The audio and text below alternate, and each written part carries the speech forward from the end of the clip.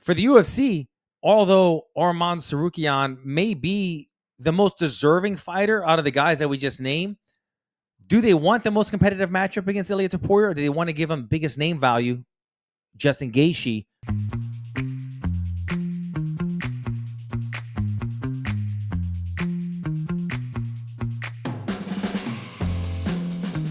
Welcome back to the Bohnfire podcast, where we talk about the UFC and mixed martial arts with those closest to the fight game. I am your host, longtime MMA reporter and MMA Junkie senior reporter, Mike Bohn. Hope you all enjoyed the break from UFC action over the weekend. Still lots went on.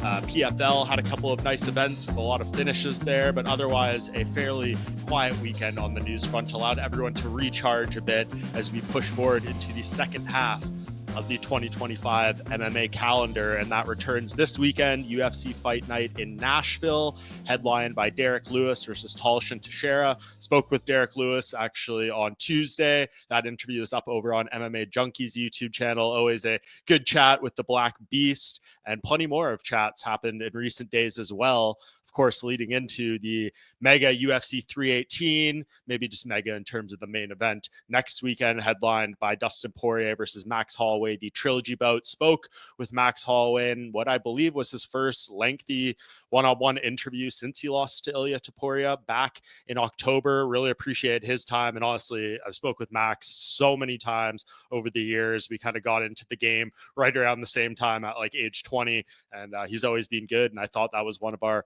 more enjoyable chats. And I think he's in a really good place going into this fight against Dustin Poirier, who we have also spoken with several times leading up to this retirement fight happening in New Orleans. That's going to be a huge one for me personally. Both those guys go back a long way with them, and going to be kind of watching through the fingers as I did the last time they met in that epic fight in Atlanta. But before we get to UFC 318 stuff really in depth, that'll be next week. We'll have a great show before I head out on the road. But as far as this week's episode, we are going to have the great Alan Jouban joining us, UFC analyst, former UFC welterweight, and we are going to go over some of the stuff that's on the horizon here for Q3, these next few months coming up. Of course, a couple pay-per-views, a month off of pay-per-view in September, but a lot of stuff brewing, a lot of recent news, the UFC White House event that is allegedly going to happen, a lot of talk around that, and many other narratives going on in the sport right now. And in the coming months, Alan and I will touch on some of the things that go top of mind. So we'll be a widespreading conversation, but a lot of fun stuff, a lot of interesting conversations. So hope you all enjoyed that. Please make sure to like, subscribe, rate, follow, comment, anything you can do to show support to the program. It means a lot as we keep growing here on the Bohnfire. I will take a quick break and be right back with Alan Jouban. Back here once again on the Bohnfire podcast. It is UFC analyst, commentator, former welterweight Alan Jouban. Alan, good to have you back, man. How have you been? It's good to be on, man. I was running a little bit behind today. I was doing, if you can see from my shirt, if you're watching this show, the Good Fight Foundation. Obviously, Dustin is in training camp, or preparing for fight week here in New Orleans and Louisiana here. But every year he does this, man. The Good Fight Foundation. They do a bunch of stuff for the community here in Lafayette. But one thing that he does every year is the backpack giveaway, the back to school.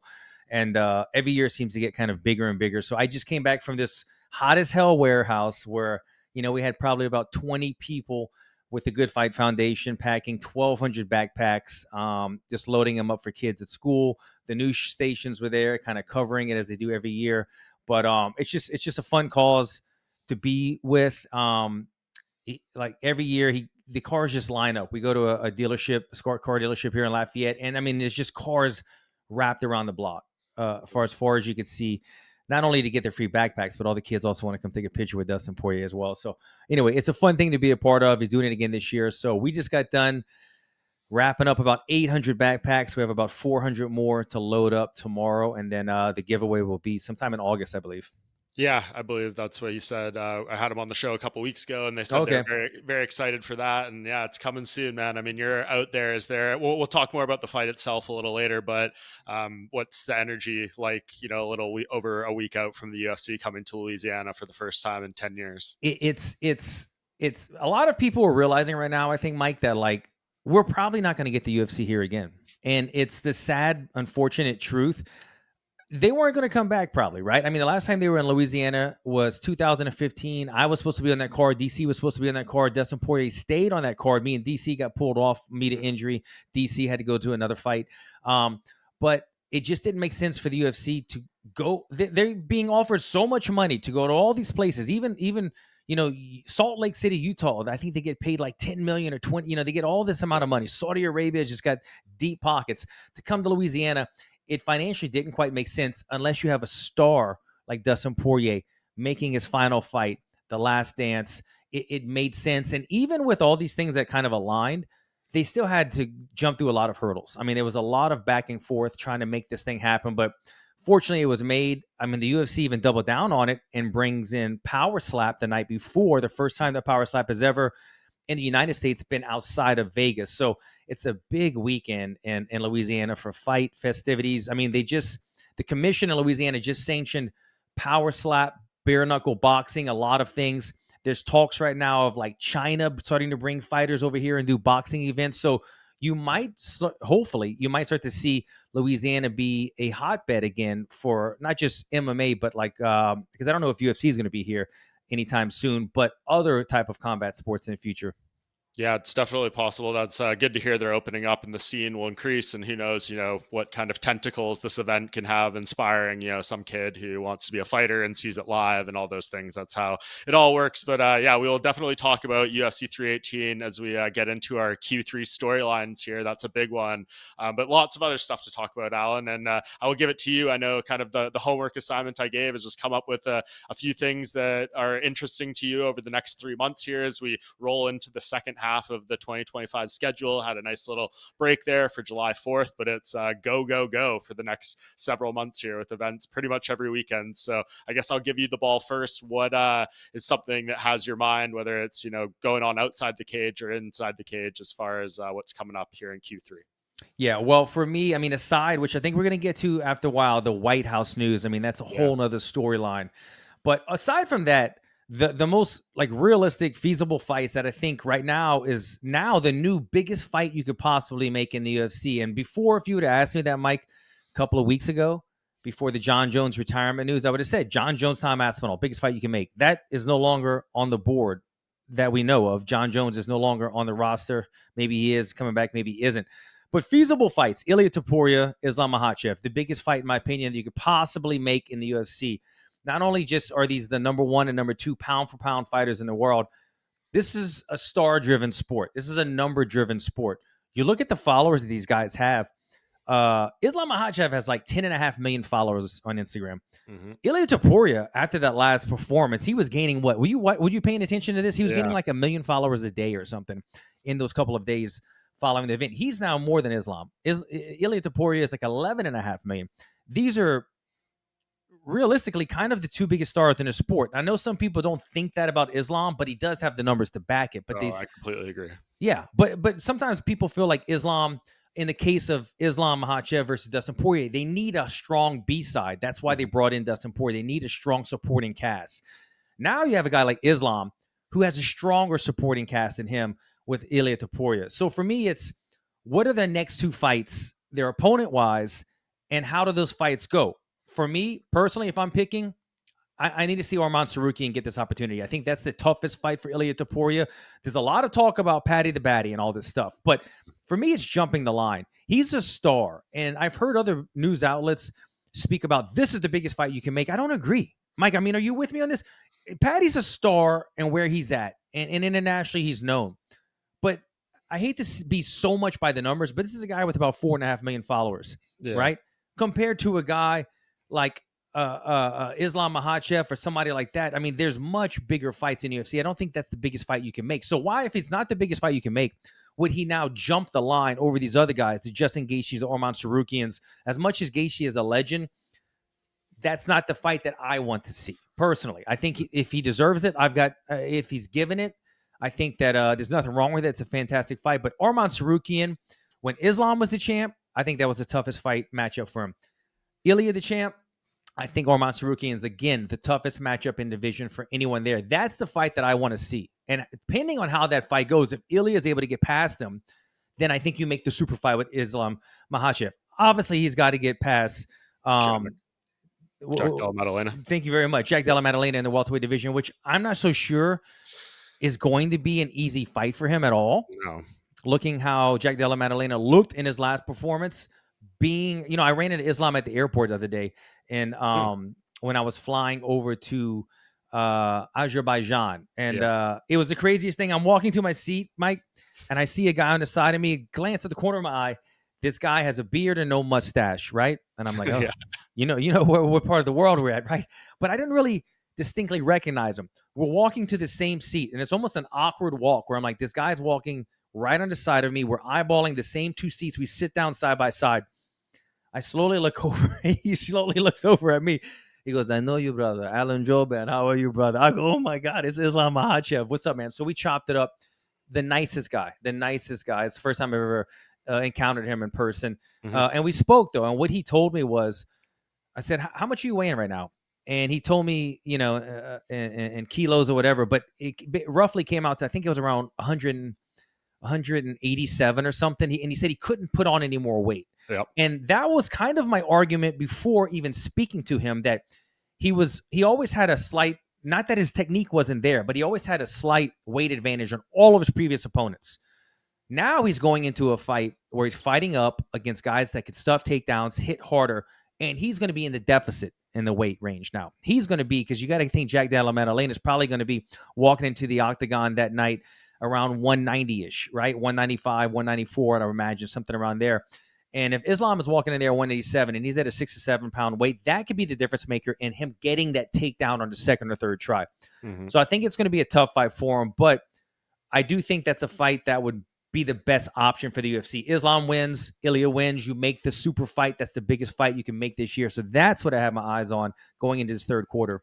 Yeah, a lot to unpack there. I mean, I guess if we could get the stars aligning there, like I know Ilia said he's going to fight December, maybe in Vegas on that final pay-per-view of the year. But if you could somehow line it up where like maybe Islam fights in Abu Dhabi end of October and Ilia fights at MSG like beginning of November, and then you could have them kind of on the same timeline. Maybe you launch a big card in early 2026 for a new TV deal or something. That would be a huge fight. So yeah, there could be a lot of stuff aligning there, but I guess a few things that you said there. I spoke to Islam, and I think his only interview since the fight in January a few weeks ago, and that pulled numbers. I think that did like 500,000 views over on MMA Junkie's YouTube channel. So like a lot of people were interested in that. And he said similar things, that he's having hard time putting on the weight and keeping it on. And it's like kind of messing with him a little bit. Like he's trying to figure out what to do here because he doesn't some doubts in his head, right? He thought it was going to be easier. He told me, and he probably told you the same thing, that the weight came on fast at first, and then it tapered down. It kind of stopped. He was so used to having to cut weight that putting on that extra 5 pounds and not having a diet was easy. But now he's kind of hitting a point where he can't gain anymore. And to what you're saying, I think it's kind of messing with him. Yeah, he wants to put on that mask. So I don't know. I saw Michael Bisping say like on his show that he thinks this is a bad idea. I think kind of based off those comments, like that maybe he might be biting off a little more than he can chew at welterweight. But I love that he's going for it and all that stuff. Will test his greatness in this fight against Jack. And, if he can beat a prime, just became champion Jack Della Maddalena, I think that gets his number one pound for pound spot back from Ilia, because I think that's a better second division title win than Charles Oliveira at this point and where Charles is at. So we'll see how that goes if they can juggle it. But to the other point, what you said there about who will fight Ilia, I agree. I think with Armin, what I said coming off the back of that is like, I think the fight, if you're trying to give Ilia another highlight reel quality win, no disrespect to Justin Gaethje, but you get the legend, another legend on his resume before Justin goes away. Like that could be a good moment to capitalize on. But I think for the public, that's the least competitive fight. I think Armin is the most competitive fight, but maybe the hardest sell to the public, even though they're doing their work here, trying to go back and forth on social. So maybe they're building something. And then to your point on Patty, I think the heat around them facing off, a press conference, like I think that would feel pretty big by the time we got to fight night. But like you said, the least deserving of those three, probably in terms of what they've done in cage. Mike, how much when Dana said that he wasn't a fan of what happened that night, like how much did that play into the mindset of what the UFC is thinking already, right? I mean, it has to make you think that that's not the fight that they want right now. That's not the fight they're thinking. Why did they bring him in the cage? In my opinion, it was kind of a sign that Paddy is not on the board right now for that matchup. And I agree with you.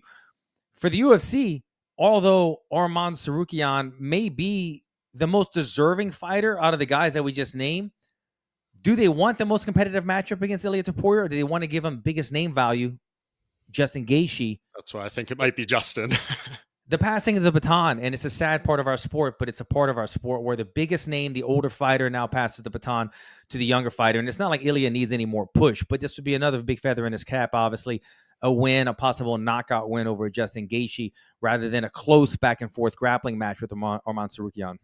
100%. Yeah. If you look at the resume in 5 years and you see that streak of Volk and Max and Charles and then Justin, you'd be like, holy crap. I don't think you'd have the context of, Justin was 2-2 in the last 4 or whatever you want to put it. So we'll see what decision they make. I think an X factor here. I also will get a little bit more into Holloway versus Poirier later, but Max Holloway, I did an interview with him this week.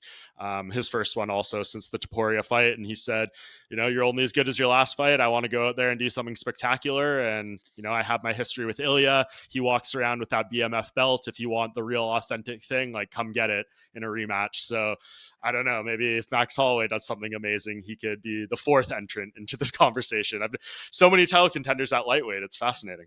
Yeah. And I saw Max was saying recently, like, take me out of the rankings at 45. I'm not going back. Yeah, which done. I get.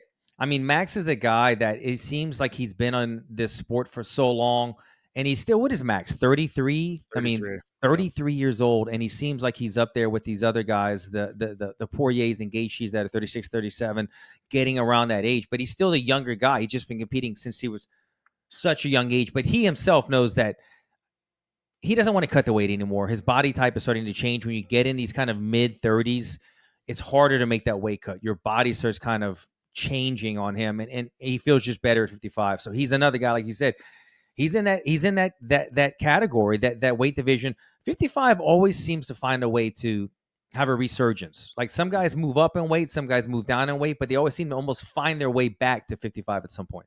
Yeah, very true. I guess let's just get into it now. I mean, we're talking about it. Max and Dustin, this is next weekend. This is a huge fight. I mean, I know some people think there's more to be desired with the entire lineup, but this is a can't miss main event, two of the all-time greats in our sport, and obviously Dustin's farewell. I guess you're wearing the Good Fight Foundation shirt. Just personally on your side, to see Dustin walk away now, the honesty with which he is explaining his motivations and his reasonings for wanting to do this are all extremely sincere and admirable to me. But for you, knowing him, being in the same city, like what's kind of been your thoughts on him as he's gone through this process leading into the final fight? I'll tell you this, Mike, like, I moved back to Lafayette 4 years ago, and I immediately went to the gym and linked up with Dustin. And I knew I wanted to train with him, hang out, talk fighting, just, two guys from the same city that live a similar lifestyle. And since I moved back home, since after the Conor McGregor fight, he's been hinting at retirement. Mm-hmm. He's been hinting at it the entire time. Every single fight that he would win or lose, he's like, I might have one more. I really think Dustin would have retired a long time ago if these opportunities would have not kept coming. Yeah. He gets to fight Conor twice in a row, the biggest paydays of his career. He fights for the belt, Charles Oliveira. He's given what people thought was a very tough lose-lose situation against Benoit Saint-Denis, but he knew.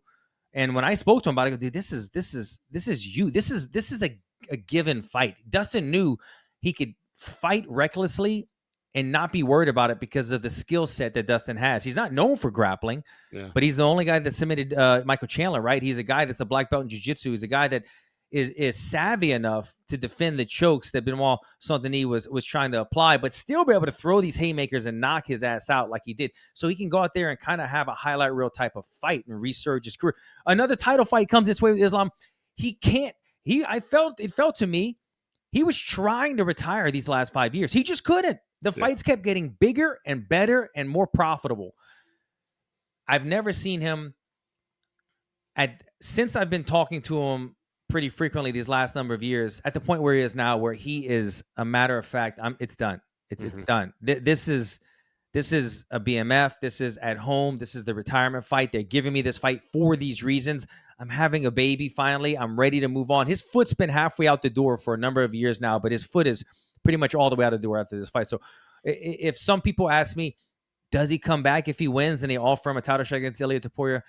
As many times as he has taken those opportunities, this time I think he puts it away. I think he says, no, title shot, $3-4 million. I'm good. I think he's good with it.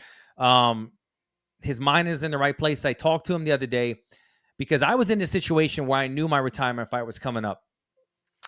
And the one thing that I remember most about it is absorbing every training camp as if it was his last. And I would get done training and I would get in my car and drive home and I go, wow, that was my last boxing session before the fight. That was my last wrestling session. And I don't know, for me, it was kind of profound. Every fighter is different. But speaking to Dustin recently, I go, how's camp going? He goes, bro, absolutely amazing. And I think he's in that same mindset as my point, that he's absorbing this so well. He's enjoying the process this time, a lot more than other times, I think. Mm-hmm. And I think that's going to have him fighting at the best of his potential. I really think fighting at home could be detrimental to some people because of the pressure and everything. But for him, he's enjoying this process so much. I think we're going to get to see the best Dustin Poirier that he could possibly be at this age in his career. Yeah, it does feel like that for sure. I was down there right at the beginning of camp in like mid-April, and he was already in good shape, said he was going to cut out even the one glass of wine he would have a week in this camp. Just wants to know, I did not do anything wrong in this final training camp and gave myself the best opportunity to win. And then, you live with the result in that scenario. But yeah, I totally agree. I think he has done, when he was on here before UFC 317 breaking down Topuria versus Oliveira, I said, you're going to get asked this question 100 times in fight week, so I'm just gonna ask it now. If Ilia wins and you win, what's gonna happen? Is Jolie gonna be deleting Dana and Hunter's number out of your phone? Would you even consider it? And he's like, no, I think I'm done. So I'm very good with the situation. So he said, I think I'm done. I think. Yeah, he didn't say I'm done. Like I said, I'm done. Yeah, Shit, but maybe come on, it was Dustin. him speaking the way he speaks. I mean, I don't know. Yeah. I'm not going to try to force it upon the guy. That's why when we were just talking about who's next for Ilia, I mentioned Max if he wins, but not Dustin if he wins, because I don't want to do this to the guy, but yeah, he's been saying a lot of the stuff about his thing. He's like, how much work would it take me to get back to another title shot? I might have to win 5 in a row, 6 in a row. I don't know if I have it in me to do that. It's you might only need to win one, bro. I don't know. Maybe one. The toughest thing, and I was explaining this to my son the other day, is, and obviously this, the more you win, the more you get paid, the bigger the next fight is. And that's what makes it so tough for fighters to walk away. I think Dustin has been in this position, as I said a while ago, so many times now that he's okay with it. He's realized I might win here and I'm going to have a BMF strap around my waist and they might call me. And they might call me and offer me something that I can't refuse. But I think he's accepted that already. And so that's what makes him calm enough to go, look, these are some things that might come up, but I'm okay with moving on. Yeah, no, that makes sense. It would be, I wonder how the UFC would feel they're putting on this whole event on his behalf. I think how they are, Hunter and Dana, all that. If they're doing this for you to be 3 months later, oh, I'm actually not retiring, but you threw this big retirement celebration for me. Who knows if that rubs them the wrong way? But yeah, money talks. So who knows? We will see. But I guess from a more technical side of things, trying to put your relationship with Dustin aside, what do you just think of this matchup? He is 2-0 against Max, but completely different circumstances. Is this the longest spanning trilogy in UFC history, over 13 years between the first fight and the third fight. So completely different guys. Max was short notice the first time. They were both short notice the second time. It was supposed to be, I think, Dustin versus Tony Ferguson for that interim title. So nothing was ideal. This seems like the fullest version of maybe both of them will get. So how does that change your perspective on things? It doesn't change it much. I still would lean towards Dustin, even if I wasn't friends with them, because of the history that they've had together, because of the amount of cage time that they spent in there. They know each other so well. Not a lot in either of their game has changed that much. Neither one of them, they found what works at the highest level. And when you get to that level, it becomes just getting in shape, staying sharp, and being healthy for the fight. It doesn't, let me try some new tools. Let me add this. They're not adding a bunch of new different tools. They're not changing up their game plan. There's tactic strategies of when to press on the gas and when to kind of steal around. But tactically or skill-wise, they're not really adding much to their arsenal. And when I take that into account, which I believe is to be the case, I still lean towards Dustin. Now, this is the biggest opportunity, in my opinion, that Max Holloway will ever have to beat Dustin, not only because it's their last fight, but this is the oldest Dustin Poirier, obviously, that they've ever fought. Dustin Poirier is now one step out of the door, has one foot out the door, and is older in age. So could he be lost a bit of a step in his game and explosiveness and all those things? Yes, that's a real possibility. And I think that is why the odds makers have Dustin as a small dog right now. I think Dustin is like a plus 100, plus 120 dog at the moment, something around there. But I think Max Holloway at this point, as we're speaking, is a slight favorite. And I think the odds makers that's what they're taking into account. Max Holloway is still somewhat in his prime time of his career. Dustin Poirier has passed that. But what they're not taking into account, to me, that much is Max Holloway is a guy that was never knocked down in his career. Mm-hmm. And he just got knocked out very badly. Once that happens, I can tell you from experience, once you've been KO'd or TKO'd, your chin is never quite the same. And so how well does Max absorb those shots in this matchup where he's always been able to absorb them? And we've known Max is just like not only two of the most likable guys, him and Dustin in the UFC, but guys that wear damage very well. And they don't really get buzzed. They're rocked and they can continue. That's why they have these dog fights in there. How well does Max Holloway absorb shots after being not only knocked down, but knocked out? Mm-hmm. And how well does Poirier absorb these shots at this age in his career? But I would still lean towards Poirier and his toughness and his resiliency inside the octagon, more so than the younger Max, because of once that light goes out in your brain, the concussions or the off switch rather happens a lot easier. And so I think Dustin has the opportunity in this fight that maybe he hits Max with a couple shots. I don't think he puts him out. I think this goes to the decision, but I think we see Max a little bit wobbled, a little bit buzzed where we haven't seen that before in other fights. Yeah, super curious observation just to see how that goes. Obviously, God forbid he goes down the same road, but BJ Penn was like that forever. He wore the damage really well, and then when he finally got put out by I think Rodriguez for the first time, it was like easier and easier and easier every time. So what you said there rings very true, and wondering how that'll go. I mean, they both seem to want a war. This is what Dustin said to me a few weeks ago. He said, in true knucklehead fashion, I'm going to stand there in the middle and trade with Max, and we're going to bleed and put on a show for the last one. And I told Max that quote, and he said, hearing those words, hearing you tell me that excites me. If it's a war he wants, it's a war he is going to get. It's going to be a bunch of knuckleheads in there. So that literally like gives me the freaking tingles, goosebumps. Like it'll be a BMF fight, but yeah, we'll see how Max holds that damage, because he had that streak forever of not being knocked down, but Dustin had him very much on the ropes in that second fight, and the cage, I think at one point Max bounced off it and it saved him from maybe being knocked down. I think as much as Dustin wants and needs this victory to be able to sleep at night, to have not only a win as his last fight, but a belt. You call it what you want. The BML, it's not a real belt. It matters. It matters to fighters. It matters to fighters.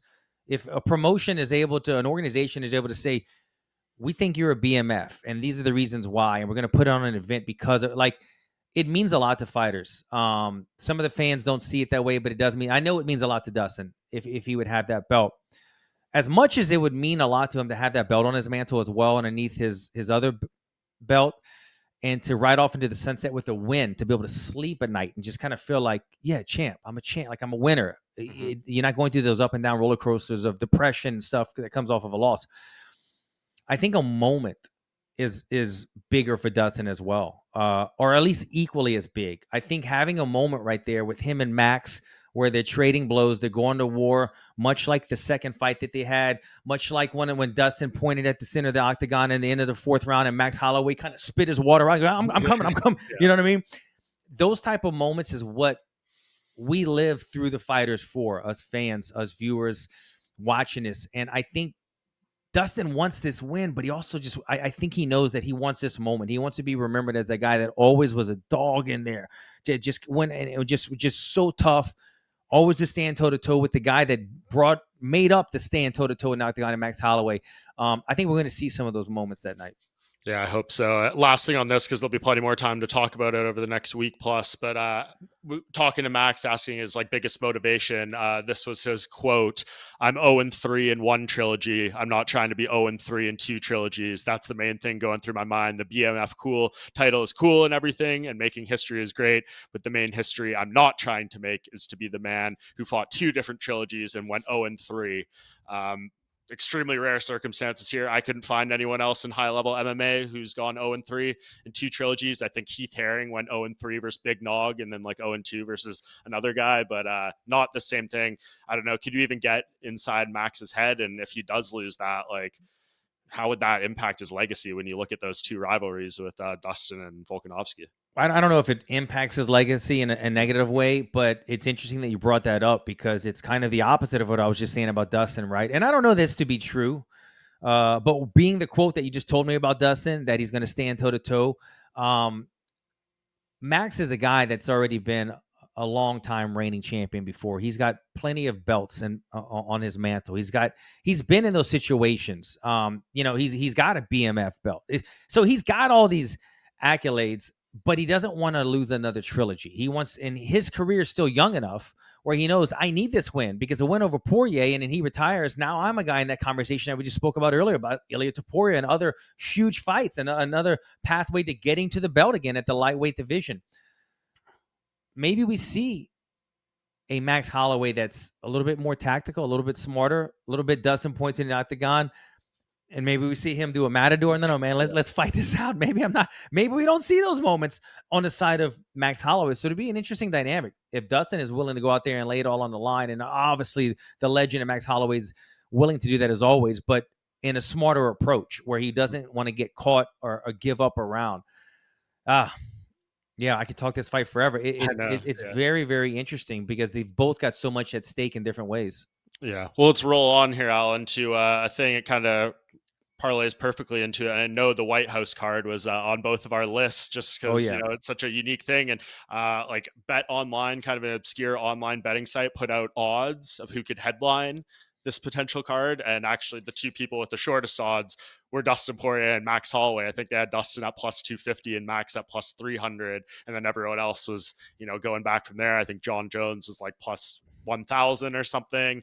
I don't know how you put Dustin that high considering he's going to retire, but maybe Max here. So I don't know. What are your general thoughts on this before we get into who could headline? So they were saying John Jones was a plus 1,000. So he was the least favorite to be a headliner on this card. Lower odds, than them. The longest odds I think I had was plus 2,500, and that was Ilia Topuria. So I see it the other way. I see if this White House card, and it just makes it such fun talking points when things like this happen. Trump is a guy that would do this type of thing. Dana obviously is a guy that would make this type of thing happen. Mm-hmm. And it just makes me think, oh my God, if there was ever a reason or a way to get a John Jones or a Conor McGregor back, and both guys immediately raise their hand on Twitter, on X, and put themselves into the conversation. Wow. I mean, if that's what it takes, and they're talking about in a new broadcast year with the new deal done, and now we have two of the biggest stars in the sport coming back. Obviously, you couldn't put a Conor and a John Jones on the same card. It costs too much money. Mm-hmm. Neither one would realistically be fighting for a belt. I mean, maybe you could put John Jones in some type of title fight if he was going to fight Tom Aspinall, and Tom Aspinall got through Ciryl Gane or whoever it was going to be. I don't think that happens. What I think is if the opportunity for John Jones to realistically come back, he says, Dana, I want to come back on this card. I think he looks for a fight like a guy with Alex Pereira. Listen, I heard Daniel Cormier say the other day, if they were to fight right now, it's probably good that for Tom Aspinall that they did not fight because he believes John Jones would win at this point because he's never been in those deep rounds. Yep. I don't believe it. As Daniel Cormier knows John Jones better than just about anyone, and I respect everything that Daniel says when it comes to fighting and these type of things. But I don't believe it. I think Tom Aspinall is the biggest, baddest man on the planet. Too big, too strong, too fast, too much knockout power, too much ground game. I think he runs through John Jones. I think he gets rid of John Jones in 2 rounds if they fought right now. Now we're talking about a year from now. John Jones is going to be 39 or something. Every day that goes by, John Jones has less and less chance of being competitive in these He's big posting fights. videos on his Instagram stories of him opening his house garage gym, and there's spider webs and shit. He was blowing the dust up. You saw that too. It was the spiders. Yeah. I mean, it hasn't been that long. All of a sudden, the gym has been locked up for years, it seemed like. But I think something that brings John Jones back is Alex Pereira going up in weight. That's a very winnable fight for him. They're both around the same age. They're both at the end of their career. John Jones would then have a sizable advantage, literally a size advantage, where he would be at a big deficit against a guy like Tom Aspinall. And then, you know what they would do? They would make up a belt. It would be the presidential belt. It would be some type of crazy belt. Trump title. Yeah, the Trump title. And as crazy as it sounds, it's like, why not though? It doesn't matter. Like, are we going to the White House every year? Probably not. This is going to be a one and done thing. It's going to be some crazy event. Throw some Medal of Honor type of gold belt around one of their waists and make it a title fight. It doesn't have to be for a legitimate belt. So you could make these titles with John Jones versus Alex Pereira. Conor McGregor, if he was the guy that would headline it, I don't think you could give him a possible title shot, but I think you could give him some type of made-up presidential belt, the Trump title, and you do it against Michael Chandler. That's the most winnable fight for him with the biggest name. Either of those two fights with either of those two names would be who I would pick to headline the White House card. Yeah, it's so interesting. I mean, it would be awesome if they could get either of them back. We're going on years at this point. I think it's like, 4 years this weekend since Conor last fought, and then, looking at over 2 years for John. So I don't know, do you think it's even realistic, or are we all just dreaming here that either of these guys could come back? It's so tough to say, right? Because I'm somewhat gullible when I see somebody say, I want this, right? Then I believe them because something inside of them said that. But we've seen it too many times with Conor. So Conor's somebody that you can't really take what they're saying very seriously. But John Jones is somebody that I think that you give him the right matchup. He doesn't want to fight Tom Aspinall, in my opinion. He doesn't want to fight him for whatever reason. Maybe he knows it's a bad matchup, or maybe he just doesn't want to give him the credit and pass the torch, as we were saying earlier. But I think if you gave him a winnable fight with a big enough name like Alex Pereira, he would come back. So I can see John Jones doing it. Yeah, me too. I think he's the more likely one. It doesn't seem like he's going to be able to keep his head on straight without like this being involved. I mean, his retirement was 2 weeks and he said he re-entered the pool. I haven't seen evidence of that yet. We'll wait for the next testing database update to see if he's actually tested. Yeah, and just keeping his nose clean, literally keeping his nose clean for an entire year. Yeah, it's hard to put those expectations on either of those guys. We don't know where they're going to be a year from now. So that's why I'm guessing they're in the plus that 1,000 range. And then, someone more reliable like Max Holloway is maybe the shortest odds because, if he signs that contract, he will be there to fight on that date. So I don't know. It's going to be interesting. I mean, I'd be curious to see how they would format this whole thing. Like who's allowed to go? Yeah. Like, can anyone buy tickets? Like what's the whole setup going to be like? And we know the UFC and Dana has been extremely anti-outdoor venues, but you would have to imagine that would have to be some sort of outdoor setup with a, thing above it. A tent or something above it. And I know Trump said something like 25,000. There's no way. We're not building an entire Staples Center out there. They're going to put 4,000 chairs out or something like that and some bleachers, and that'll be it. I think it'll be a small kind of private event with specific type people that were invited there. I think it'll be somewhat the opposite of what Trump said, a big spectacle arena. I don't see that happen on the presidential lawn. Who knows? Yeah, once you get into the logistics, it's just a little too crazy.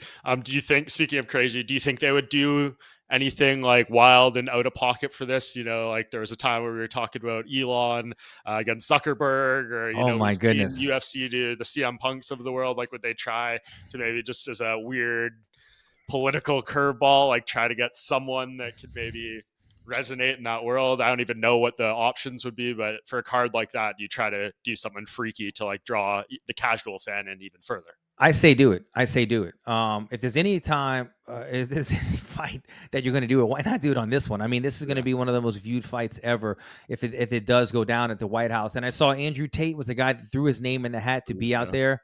I kind of gave him, I didn't want to be that guy, like raise him hand. Oh, I'll fight. I'm an old retired guy, but like that shit, I would, what I'm saying? Like you got to get, if Andrew Tate did it, I would jump in there at 205 and fight this guy.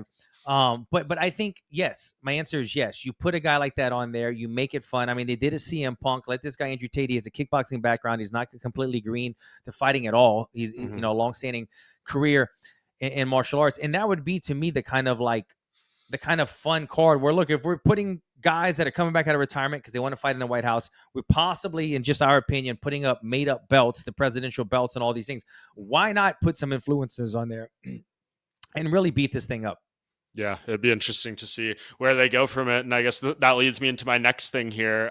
Like, in 2026, who knows where something like this could be broadcast, right? Like, who knows what the UFC landscape will look like as far as television rights and all that stuff. I know I had asked Dana, I think in Miami, right when the exclusive negotiation window ended with ESPN, like kind of what the plans were. Could there be less events? Could there be more events? How could it be broken up? And he basically said, we're leaving all options open, but hopefully maybe we hear something in July, August, September. We're right around that time here.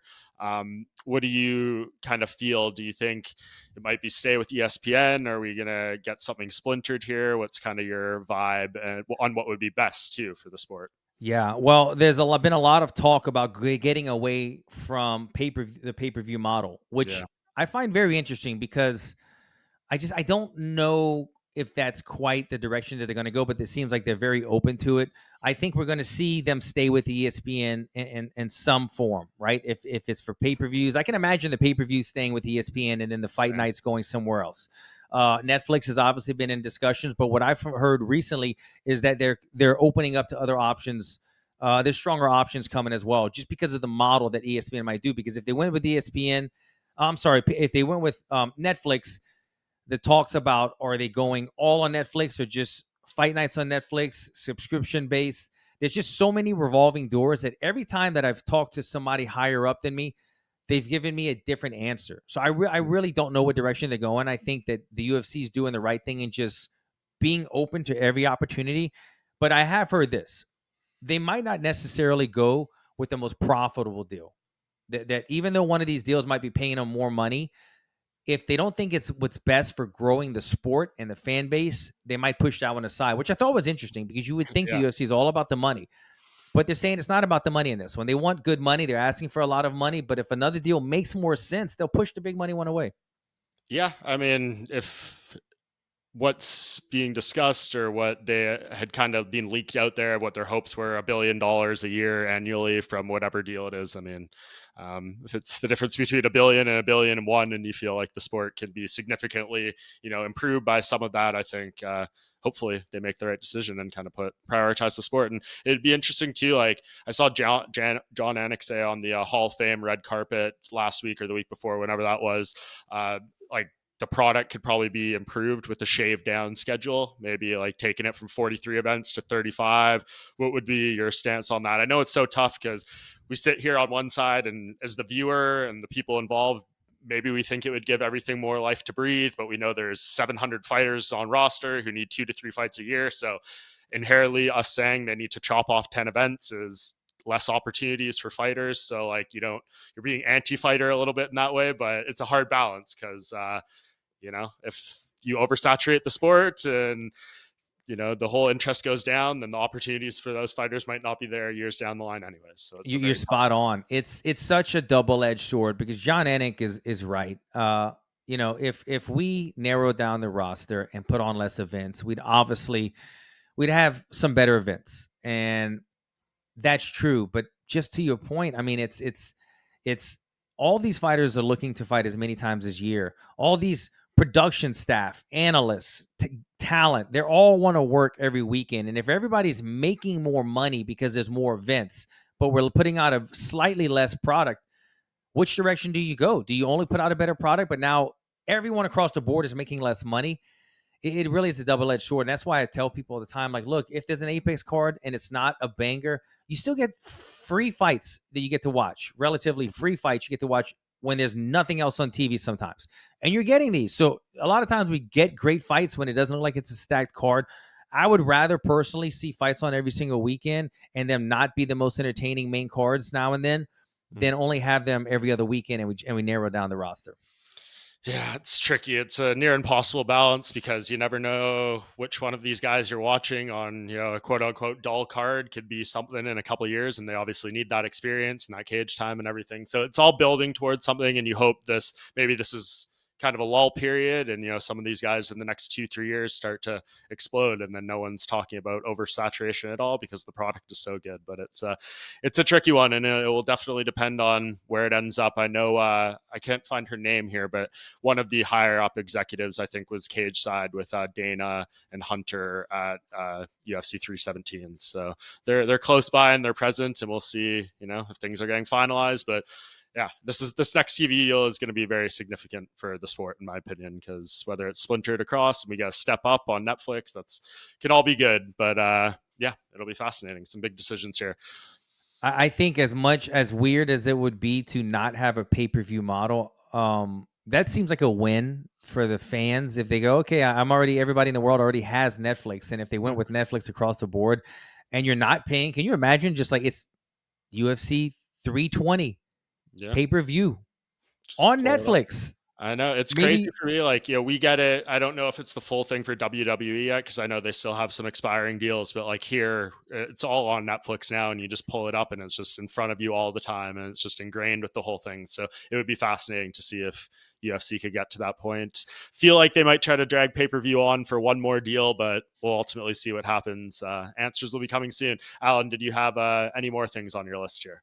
No, I mean, White House was the thing that's on my mind the most. Look, if we get these fights or not, just if Dana and Trump talking about this gets the possibility of John Jones, or Conor McGregor, anybody else who's on the fence about ever fighting again to possibly come back, then it was a good thing.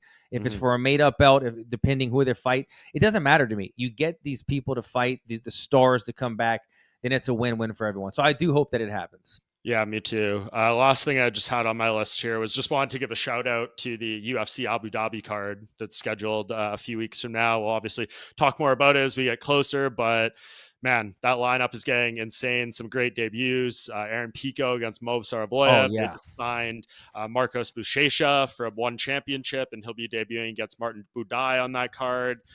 So that's an absolute banger. And then obviously Whitaker versus De Ridder in the main event. What else do we got here? Piotr Jan versus Marcus McGee. Yeah. Bryce Mitchell dropping to bantamweight against Said Nurmagomedov. So yeah, there's good stuff all across the board here. Abu Dhabi's getting a banger. Aaron Pico, I think that's one of the most excited signings that I've been excited about. Yeah. In a long time. This guy. Shout out to the UFC. People are kind of being like, they're letting some of the free agents slip through their fingers in like recent years, but they've been on a run of lately, scooping up all the people we want to see in here. So there was a time where the UFC almost felt like, no, we don't want these fighters that came from another organization, right? And then if they brought them in, maybe they wanted to make a point of it by giving them a tough matchup. But now they're very good about changing their ways and saying, let's acquire these guys if they're still young. And look, Pitbull came a little bit too late in his career. We still have yet to see what he could do. I think he just kind of dropped the ball in his UFC debut. I think we're going to see better fights out of him in the near future. I think he's fighting on UFC 318 in New Orleans, right? So we get that. That's a fantastic matchup. But going back to Aaron Pico, this guy's still young enough, good enough, has the right mindset. Going up against a killer and Movsar Evloev, these guys are both we were talking about it before the show, in amazing shape. I mean, these guys have veins coming out of their necks right now. So, but he's a guy that I think just a smart signing and good on the UFC, as you said. Finding these young guys, these talent that's in other organizations, of being like, you know what, let's acquire them and let's see what they could do and let's try to build them rather than give them. Well, I'd say give them the toughest matchup. They did give him the toughest matchup, but I think they see potential in him rather than try to one-off get done with him. Completely agree. And yeah, there was a time, for years, Dana and would always say Lorenzo Fertitta, UFC, where all the best fighters in the world compete and we want them all here. And felt like maybe there was a time it strayed away from that a little bit. There was other organizations signing a lot of people, Bellator, PFL, but it seems like right now it's kind of back to where it always has been and should be in terms of them being able to bring in the best people. And I guess before I get you out of here, Alan, no pay-per-view in September, but we do have to talk about quickly the August pay-per-view. It's a huge one, middleweight title on the line. Khamzat Chimaev challenging Dricus du Plessis, August 16th at UFC 319. I mean, this is the one. I'm very hyped for Max Holloway and Dustin Poirier, but for the summer schedule, Dricus and Khamzat is the one. I can't wait for this fight. That's such a good. I mean, it's just two rams locking horns right there. Dricus du Plessis, I think, has been like an overachiever his entire career. A lot of us did not think that he was going to get as far as he did, and he's proven us wrong. I've Hmm. heard a lot of people talk that are in my position as well, guys like Dean Thomas and others, that when it comes to mental warfare, Dricus du Plessis might be the strongest guy in the UFC at this moment. You know, Hmm. just the subtle things that he had, the way that he broke Sean Strickland, and the way that he has said things to Israel out of. I mean, the way that he wins those small battles, and he gets, even if they act like it didn't get to them, it you could see that it gets to them. Like, we're physically able to see that he struck a chord with them, and he has no care. Like, he laughs it off out loud. He wins these small battles. He shows up. He's a guy that's just durable, always comes forward and has the cardio, and that's going to be the biggest test against Khamzat. If Khamzat can't get him out of there early, I think you're going to see him win some of these grappling exchanges. But if he can't get him out of there in the first and the second, does then Dricus du Plessis start to take over in those later rounds and do what he's done to every other fighter and eventually get him out of there? I'm intrigued, especially Dricus or Khamzat has been in the United States for a few weeks now, and he's currently in California training with Sam Calavita, who obviously has fame working with TJ Dillashaw and many others in MMA, and he's one of the best strength and conditioning coaches from what I've heard in the world. So it'll be fascinating to see how that work impacts his conditioning, his preparedness, but it seems like he's doing everything right and at least trying to shut out all the questions about his cardio, which seems to be one of the big things leading into this fight if it gets to the fourth and fifth rounds. I've always said cardio is the one thing that you have full control over, right? Because you King. could work as much boxing as you can. You're only going to be able to get as good as you can in segments in boxing. Mhm. Each camp, you get a little bit better. But cardio, you could train full blast all the time and get your lung capacity and your muscle fatigue uh, to its top ability. It's the one thing that you have complete control over. But what you a lot of times fighters have trouble changing is their fighting style. Khamzat Chimaev is a guy that he goes full blast for those first couple of rounds, and he's trying to get you out of there. And even if you're in tremendous shape, even if you raise your bar of cardio from an 8 to a 9 to a 10, you're going to get tired. It's about how fast do you recover, or how fast do you manage those moments of being tired. So for me, he's doing all the right things, as you said, making sure no stone is left unturned. But he might have to make an adjustment in this fight, where if he can't get him out of there, he needs to find these pockets to go hard and then kind of calm down, go hard, calm down. Because if he goes full blast again and then we see everything exhausted and now he has to fight stand up on the feet, I feel like that's a point where Dricus du Plessis could find some areas to expose him. Truly can't wait for that fight. Alan, I know you're working UFC Nashville this weekend. Give me one thing. What has your interest that you're intrigued by for this card, which is headlined by Derek Lewis, Talshin Teixeira. We have a Stephen Wonderboy Thompson versus Bohnfire main event. I think it's a Nate the Train action on there. What captivates you most going into this fight card? Well, I think you got to go with the main event heavyweights for me. Derek Lewis, he's what, 40, 41 right 40. now, end of his career. Talison Teixeira, this guy is undefeated. All of his finished every one of his fights. I mean, a win here, a knockout over Derek Lewis. This is a guy that could be in title contentions in one or two more fights. So I think, is he the new young gun in the heavyweight division? And they certainly need it. John Jones is gone. Tom Aspinall might fight Cyril Gane. Who's next after that, right? Do we have rematches? Do we put Alexander Volkov in there? There's a couple of names, but we need more names. And this could be the young guy that could be that name in a title fight within a year's time. We could see this guy fighting for a belt. Yeah, especially because Tom Aspinall did say recently, like his goal is to beat all the top 10 ranked heavyweights in the next 12 months. He's already beat 6 of them. And Derek Lewis is one of the few he has not fought. So if he gets a win, I think we can maybe see another Derek Lewis title fight at some point here. But yeah, Lord. Teixeira, we'll see his potential. I feel like we've seen this spot with Derek Lewis many times over the years, like, the guy coming up, and we'll see if he can break through, or, not trying to designate Derek as the gatekeeper here, because I think he's a little more than that, given all his wins and his knockouts. But yeah, this will be kind of one to say, is there a new guy, or are we going to continue to see the replayed tracks in the heavyweight division maybe for a bit longer here? So that one will be interesting, Alan. I appreciate you joining here on the Bohnfires. What else do you have coming up besides Nashville over these next couple months here? right now my mind is just locked on Nashville this weekend. I've got obviously 318. I'm going to be working the desk for ESPN for Dustin Poirier's fight, which I'm super excited just to be involved in his retirement fight. Yeah. Who else do they have on there with you? Do you know yet? I don't know yet, but I would imagine it's going to be like Chael Sonnen and Anthony Smith. I'm Maybe Teddy imagining Atlas out there too or something. I know he goes way back with Dustin, so I could see them. that would be, you would think so, right? Yeah. That would be fantastic. I haven't worked with Teddy yet, so that would be an honor for me. But Power Slap is also going down in New Orleans on Friday. Everybody's favorite fight organization, Power Slap. Shout out to them. They get a lot of shit, but they're actually a lot of fun, and I get to call that one. The whole card for the first time. A lot of times I'll go and me and Mike will kind of piggyback off of one another. I'll do the early prelims. He'll do the main card stuff because there's so many fights. I mean, they'll put like 25 freaking fights on these Power Slap cards. Yeah. And it's just a lot to manage by yourself. But Mike has obligations. I'm going there with Dan Haley, calling all the Power Slap in New Orleans on Friday night, doing the 318 card on Saturday. So it's just I'm excited. It's going to be a crazy weekend or entire week next week in New Orleans. Yeah, I've heard from some people at the UFC that the New Orleans Commission, the city council, they're trying to make this feel like a very special event for everyone. So I've never been to New Orleans before. I can't wait to be there next week. I will see you there, Alan. Awesome. I will definitely catch up in person. So I appreciate you being here on the Bohnfire. Everyone follow this man on social media at Alan Jouban. And I'm going to take a quick break and I'll be right back to wrap things up.